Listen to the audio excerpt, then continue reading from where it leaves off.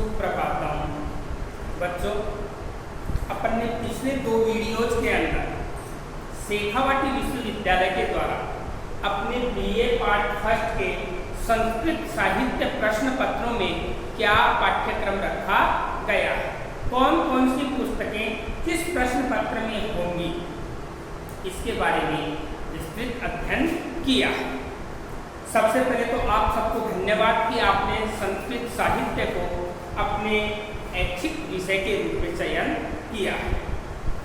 संस्कृत भाषा का महत्व और चारों तरफ जब संपूर्ण विश्व इस भयंकर आपदा में फंसा हुआ है, ऐसी स्थिति में भारतीय संस्कृति, भारतीय सनातनता और भारतीय संस्कारों का बोलबाला नजर आ रहा है। हमारी संस्कृति के जो आचार विचार व्यवहार अध्ययन अध्यापन पद्धतियां थी, उन सबको पूर्ण विश्व अपनाता नजर आ रहा है। सबसे पहले हम देखते हैं कि भाषा क्या है, भाषा किसे कहते हैं।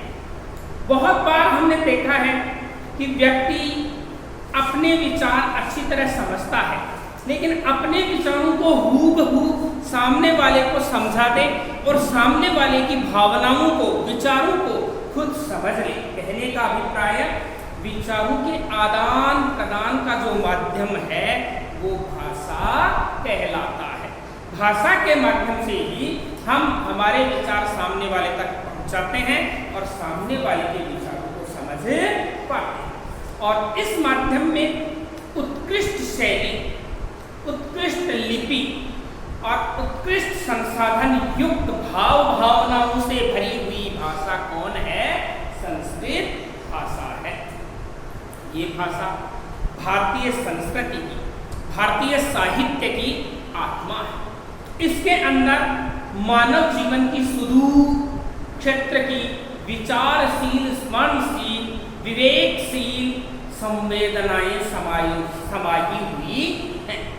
ये भाषा हमारे संस्कारों को, हमारी संस्कृति को, हमारी सभ्यता को, हमारी शिक्षा को, हमारी साधना को, हमारी सिद्धि को सफलता से आम जन तक पहुंचाती है और हर व्यक्ति के चित्त में चेतना भर के और उसे समग्र ज्ञान से परिपूर्ण करने का सहज, सरल, उत्कृष्ट मार्ग प्रशस्त करती है। भाषा के विषय में अपन आगे चल करके और लंबा अध्ययन करेंगे। अपन देखते हैं कि भाषा का अध्ययन करने के लिए हमने कहा बोलना, भाषते सा भाषा, बोली का जो माध्यम है वो भाषा है। अब ये भाषा बनती किससे है? तो कहते हैं कि जब भी हम बोलते हैं तो हमारे स्वर तंत्रियों से सांस की जो आवाज आती है उसे हम वर्ण या ध्वनि कहते हैं। ध्वनि का मतलब होता है आवाज, और ध्वनि जब सांस श्वसन तंत्रों से बाहर निकलता है तो एक आवाज होती है और वो आवाज ध्वनि कहलाती है। और इस ध्वनि की सबसे छोटी इकाई जो है उसे वर्ण या अक्षर कहते हैं। इस ध्वनि की सबसे छोटी जो इकाई है उसे वर्ण या अक्षर कहते हैं। और वर्ण या अक्षर एक बार उच्चारित होने के पश्चात कभी नष्ट नहीं होते हैं, इसलिए हमें सोच समझ करके ही अपने मुख से वर्णों का उच्चारण करना चाहिए। हमारे यहाँ हिंदी साहित्य में बहुत पहले कहते हैं, ऐसी वाणी बोले मन का आपा खोई, ओरन को शीतल करे आपक शीतल हो। अब ये वर्ण या अक्षर कितने प्रकार के होते हैं? तो एक बार सामान्य जानकारी पर प्राप्त करते हैं कि ये वर्ण या अक्षर 2 प्रकार के होते हैं। नंबर 1 स्वर और नंबर 2 व्यंजन। एक होता है स्वर और दूसरा होता है व्यंजन। स्वर, इसके 3 भेद होते हैं। सामान्य रूप से स्वर के 3 भेद होते हैं। नंबर 1 ह्रस्व स्वर, नंबर 2 दीर्घ स्वर और नंबर 3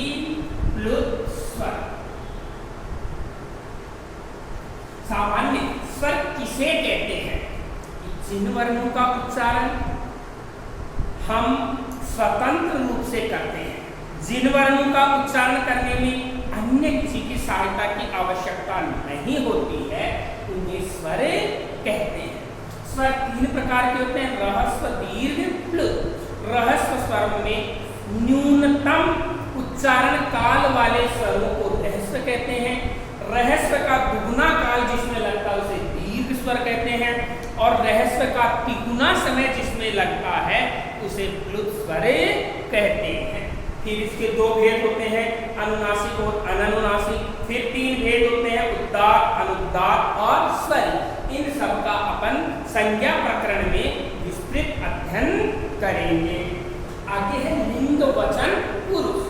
हमने सामान्य रूप से हमने देखा है कि हम व्याकरण का अध्ययन करते हैं तो वर्ण विचार के अंदर वाक्य का प्रयोग कैसे करते हैं। तो यहाँ तीन लिंग होते हैं।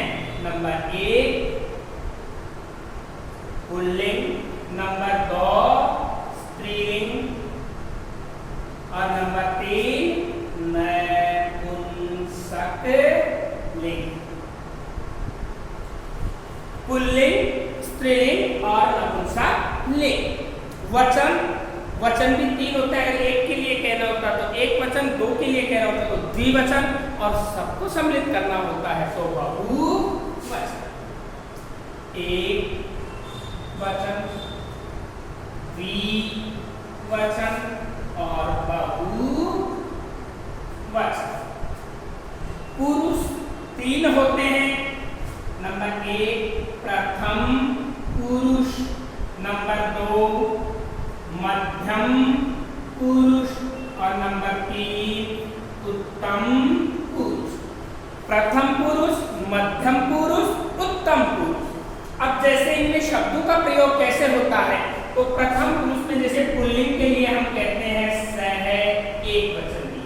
स्त्रीलिंग के लिए कहते हैं सा, एक वचन, और नपुंसक लिंग के लिए कहते हैं तट, एक वचन। पुल्लिंग में द्विवचन के लिए कहते हैं ताऊ, स्त्रीलिंग के लिए कहते हैं ते, और नपुंसक लिंग के लिए भी कहते हैं टिक। और बहुवचन में पुल्लिंग के लिए कहते हैं ते, स्त्रीलिंग के लिए कहते हैं ताहा, और नपुंसक लिंग के लिए कहते हैं तानी। सह, ताऊ, ते पुल्लिंग, सा, ते, ताहा स्त्रीलिंग, तत्, ते, तानी नपुंसक लिंग। मध्यम पुरुष के लिए होता है त्वम, युवाम और यूयम। त्वम, युवाम और यूयम। और उत्तम पुरुष के लिए होता है अहम, आवाम और वयम। अब हमें एक सामान्य छोटी सी संक्षिप्त जानकारी ध्यान में रखनी है कि उत्तम पुरुष में तीन ही शब्द होते हैं। अहम का मतलब मैं, आवाम, आवाम का मतलब हम दोनों, आवाम का मतलब हम दोनों, और वयम, वयम का मतलब हम सब। अहम का मतलब मैं, आवाम का मतलब हम दोनों, और वयम का मतलब हम सब। ये केवल तीन ही शब्द उत्तम पुरुष में होते हैं। मध्यम पुरुष में भी तीन ही शब्द होते हैं, त्वम मानी तुम, युवाम मानी तुम दोनों, और यूयम मानी तुम सब। और मध्यम पुरुष में तीन ही शब्द हैं, त्वम, युवाम, यूयम। कहने का मतलब दो पुरुषों में केवल 6 शब्द हैं। इसके अलावा पुल्लिंग, स्त्रीलिंग, नपुंसक लिंग का भेद सह, तौ, ते, साते, ता, तत्ते, तानी। और जो कुछ भी शेष गाय, घोड़ा, गधा, ऊंट, बैल, भेड़, बकरी, नदी, मंदिर, चित्र, मित्र, चरित्र, भवन, वृक्ष, कुछ भी बसता है वह सब प्रथम पुरुष में होता है। इसलिए हमें इनका विशेष अध्ययन और ध्यान रखना चाहिए। आगामी वीडियोज के अंदर अपन संज्ञा किसे कहते हैं, संज्ञा की क्या परिभाषा है, और माहेश्वर सूत्रों की किस प्रकार से संरचना हुई है, उनका विस्तृत अध्ययन करेंगे। तब तक के लिए अपन विराम लेते हैं।